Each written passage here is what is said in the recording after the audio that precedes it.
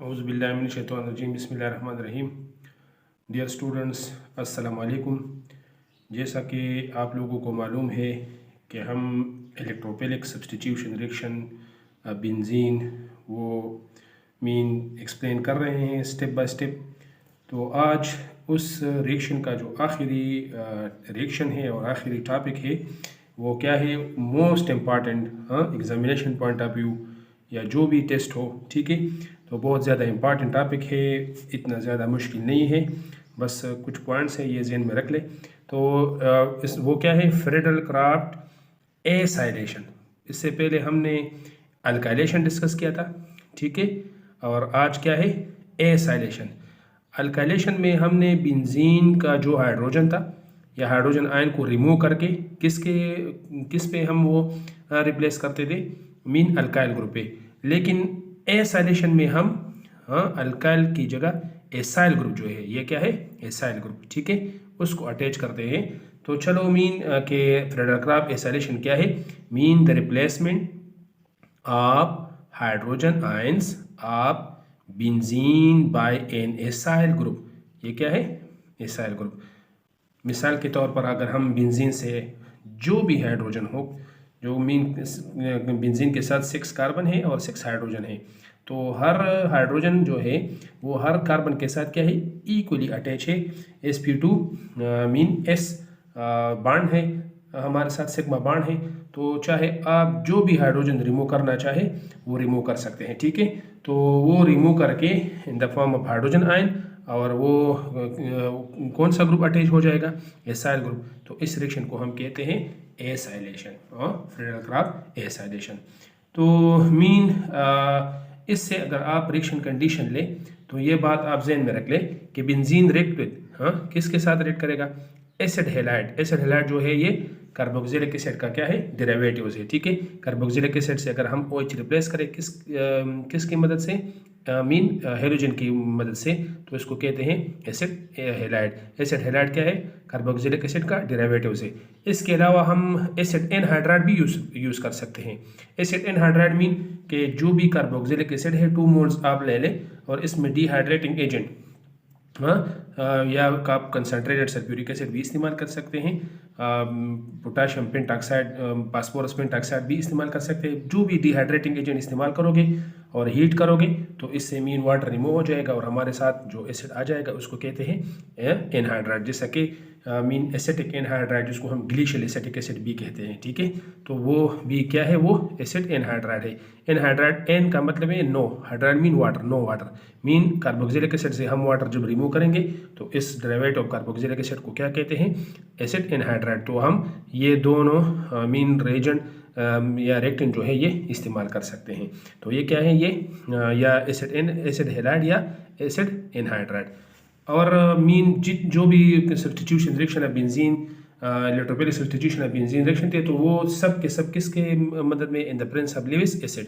तो यह अभी हम क्या इस्तेमाल करेंगे, लेविस एसिड। और लेविस एसिड जो है ये इलेक्ट्रॉन डेफिशिएंट स्पीशीज है, ये इलेक्ट्रॉन को एक्सेप्ट करेंगे, ठीक है। फॉर एग्जांपल एल्यूमिनियम क्लोराइड, या फॉर एग्जांपल हम बोरान ट्राइक्लोराइड भी इस्तेमाल कर सकते हैं, बोरान ट्राइफ्लोराइड भी इस्तेमाल कर सकते हैं, एल्यूमिनियम ट्राइफ्लोराइड भी इस्तेमाल कर सकते हैं। इसके अलावा फेरिक FeCl3 फेरिक क्लोराइड भी इस्तेमाल कर सकते हैं। तो ये क्या है, ये as a catalyst to give, और हमारे साथ प्रोडक्ट क्या आ जाएगा, एरोमेटिक कीटोन। क्या, एरोमेटिक कीटोन। लेट सपोज एक रिएक्शन लेते हैं इसको समझने के लिए। फॉर एग्जाम्पल ये बेंजीन है, ये क्या है, एसिड हैलाइड है, ये क्या है, एसिड हैलाइड है, मीन कार्बोक्सिलिक एसिड का क्या है, डेरिवेटिव है। ये जो है मीन एसिटिक एसिड का डेरिवेटिव है, मीन क्लोराइड पे हमने इसको क्या किया है, कार्बोक्सिलिक एसिड का जो OH है वो हमने मीन क्लोरीन पे रिप्लेस किया है। तो ये मीन जो एसिड हैलाइड है ये क्या है, एसिटाइल क्लोराइड है, ये क्या है, एसिटाइल क्लोराइड है in the presence of Lewis acid, aluminium chloride. और हमारे साथ जो है main aromatic ketone in the form of acetophenone, ये क्या है, एसीटोपिनोन या मीथाइल पिनाइल कीटोन। और हाइड्रोक्लोरिक एसिड जो है वो as a by product produce हो जाएगा, ठीक है। मैकेनिज्म जिस तरह और मीन रिएक्शन ऑफ बेंजीन थे इलेक्ट्रोफिलिक सब्स्टिट्यूशन, वो इसका मैकेनिज्म भी 3 स्टेप में मीन हम कंप्लीट करते थे। तो mean pyramidal crop acylation direction जो है ये भी 3 स्टेप मैकेनिज्म है। ये क्या है? 3 स्टेप मैकेनिज्म है। तो स्टेप नंबर 1 जो है ये क्या है? Formation of an electrophile. ठीक है, तो इधर जो इलेक्ट्रोपाइल मीन ये हमारे साथ जो प्रोड्यूस हो जाएगा ये, ठीक है, हेलोजन रिमूव हो जाएगा और इस पे पॉजिटिव चार्ज आ जाएगा। तो इसको कहते हैं एसिटाइल कीटाइन या इसिलियम आयन कहते हैं। क्या कहते हैं? इसिलियम आयन। तो यह इलेक्ट्रोपाइल हमारे साथ क्या होगा?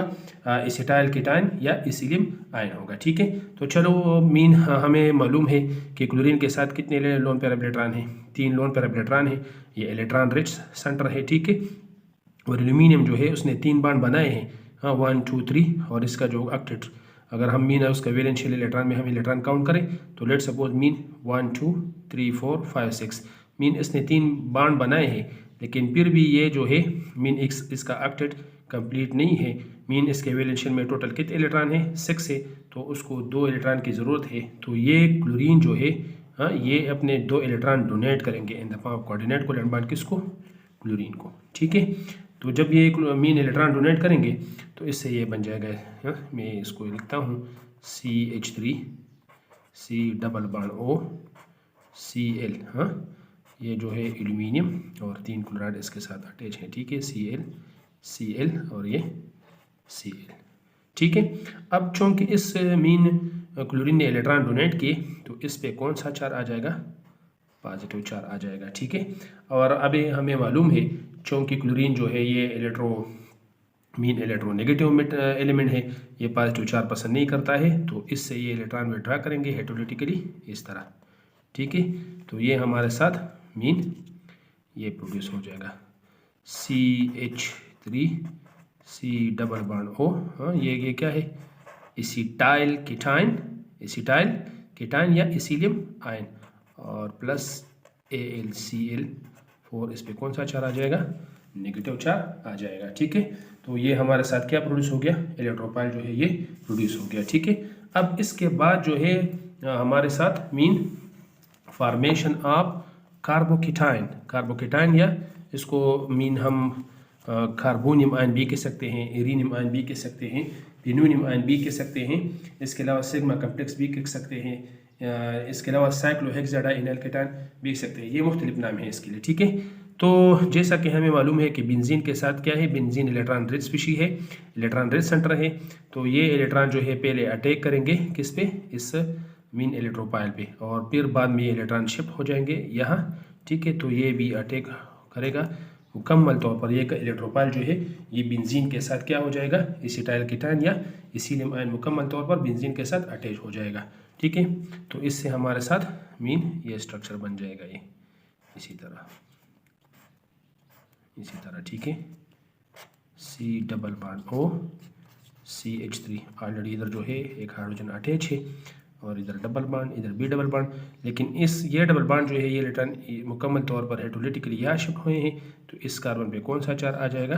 Positive charge. इसको कहते हैं कार्बोकेटाइन, या जितने भी नाम मैंने आप लोगों के साथ पहले लिए वो आप उसको ले सकते हैं। ठीक है, और अब इसके लिए मीन अगर इसके रेजोनेंस हाइब्रिड स्ट्रक्चर ड्रा करें, ठीक है, सिर्फ मीन इलेक्ट्रोपाइल की जगह ये जो है इसकी जगह आप C डबल बॉन्ड CO3 लिखें, तो ये इलेक्ट्रॉन मीन अगर ये रेजोनेंस स्टेबल स्ट्रक्चर आप ड्रा करना चाहें तो ये भी आप ड्रा कर सकते हैं मीन पेपर में। ठीक है, तो ये इलेक्ट्रॉन यहाँ शिफ्ट होंगे। ठीक है, यहाँ शिफ्ट होंगे तो ये बॉन्ड जो है ये डबल हो जाएगा ये। ठीक है, यहाँ ये इलेक्ट्रॉन शिफ्ट हुए तो इस पे कौन सा चार्ज आ जाएगा? Positive charge. ठीक है, फिर ये इलेक्ट्रॉन यहाँ शिफ्ट होंगे तो ये मीन ये डबल बॉन्ड हो जाएगा, और यहाँ जो है यहाँ कौन सा चार्ज आ जाएगा?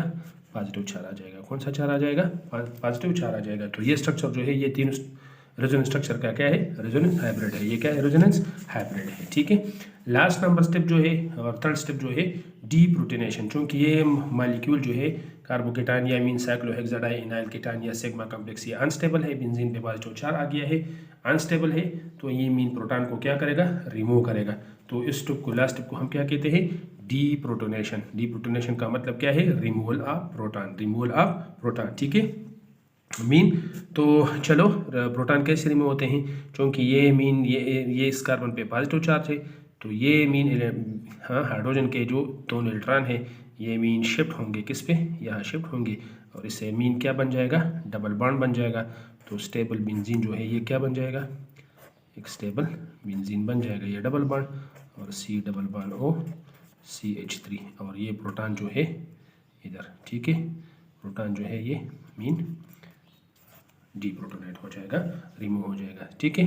तो इससे मीन ये, और ये जो है ये क्या है, एसीटोपिनोन मीन एरोमेटिक कीटोन जो है ये बन गया, ठीक है हमारे साथ। तो मीन एसाइलेशन में हमारे साथ क्या बनता है, मीन एरोमेटिक कीटोन बनता है। और ये हाइड्रोजन जो है ये अब मीन एल्यूमिनियम क्लोराइड के साथ, किसके साथ, AlCl4 नेगेटिव, ठीक है। तो एक क्लोरीन के साथ ये मीन बॉन्डेड हो जाएगा, तो ये क्या प्रोड्यूस करेगा, HCl प्लस, और कैटरेज जो है AlCl3 ये रीजनरेट होगा, ये रीप्रोड्यूस होगा, ठीक है, क्योंकि कैटरेज जो है वो रिएक्शन में हिस्सा नहीं लेता है।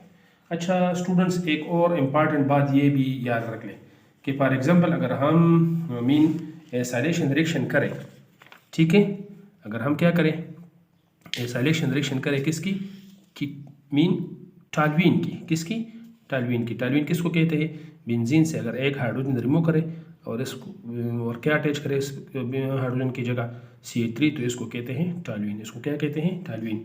तो ये बात बच्चों ज़हन में याद रख ले कि अगर टॉल्यूइन की हम प्रेडक्राफ एसाइलेशन रिएक्शन करें, ठीक है, तो ये इसाइल ग्रुप जो है, ये इसाइल ग्रुप जो है ये आर्थो, और मीन ये आर्थो पोजीशन पे, ठीक है, ये मीथाइल ग्रुप जो है ये मीन इलेक्ट्रॉन डोनर है, ठीक है। तो हर इलेक्ट्रॉन डोनर ग्रुप जो है ये आर्थो पैरा डायरेक्टिंग है, क्योंकि ये इलेक्ट्रॉन मीन इंक्रीज करता है बेंजीन पे कौन कौन से पोजीशन पे, आर्थो और पैरा पोजीशन पे, ठीक है, इंशाल्लाह बाद में डिस्कस करेंगे।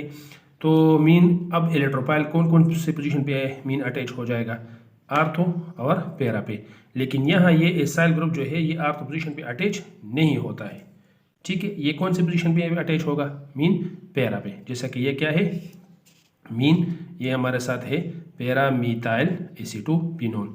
तो ये मीन क्यों मीन ये पैरा पोजीशन पे अटैच होता है, क्योंकि ये मीन ये ग्रुप जो है, हाँ, ये इसाइल ग्रुप जो है ये मीन एक लार्ज साइज ग्रुप है, कौन सा ग्रुप है, बल्कि ग्रुप है, ठीक है। तो अगर ये इधर अटैच होता है तो मीन स्टीरिक हैंडेंस की वजह से ये जो हमारे साथ प्रोडक्ट है ये क्या हो जाएगा, अनस्टेबल हो जाएगा। तो due to repulsion, due to steric hindrance, due to steric repulsion हमारे साथ जो है ये मीन उसके अपोजिट पोजीशन आर्थो पैरा या पोर पोजीशन भी हम उसको कहते हैं, तो पैरा आइसोमरस का बन जाता है, किसकी वजह से, इसकी साइज की वजह से, ठीक है। तो ये जो लिखाई है ये भी अपने जहन में रख लें, ठीक है। कि note in acylation of toluene virtually all the substituent occur at four position या पैरा पोजीशन, अल्टरनेट मीन जिसका बिल्कुल अपोजिट पोजीशन है उसको या पोर पोजीशन को क्या कहते हैं, पैरा पोजीशन कहते हैं।